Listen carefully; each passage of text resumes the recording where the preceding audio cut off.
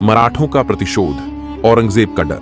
साल 1889 मुगल बादशाह औरंगजेब ने रायगढ़ किले पर कब्जा करने का मन बना लिया था। विशाल मुगल सेना सह्याद्री के दुर्गम पहाड़ों से होकर आगे बढ़ रही थी, पर वह नहीं जानता था कि मराठा योद्धा उसके हर कदम पर नजर गड़ाए बैठे हैं। जैसे ही मुगल सेना सह्याद्री की पहाड़ियों में दाखिल हुई, अचानक मराठा सैनिकों ने बिजली की तरह हमला कर दिया। औरंगजेब की सेना पूरे 5 मील तक फैली हुई थी। सबसे आगे औरंगजेब था और सबसे पीछे उसका बेटा शहजादा कामबख्श। पीछे की टुकड़ी पर मराठा सरदार धनाजी जाधव ने भयंकर आक्रमण किया। मुगल सेना के पैर उखड़ गए। पहाड़ी रास्तों में भागना मुश्किल था, लेकिन मराठे उनका पीछा नहीं छोड़ रहे थे। देखते ही देखते मुगलों की टुकड़ियां धराशायी होने लगी। शहजादा कामबख्श जान बचाकर किसी तरह औरंगजेब के पास पहुंचा और उसने अपने सैनिकों के मारे जाने की खबर दी। ये सुनकर औरंगजेब गुस्से से आग बबूला हो उठा। तभी अचानक मराठा योद्धा संताजी घोरपड़े ने औरंगजेब की छावनी पर धावा बोल दिया।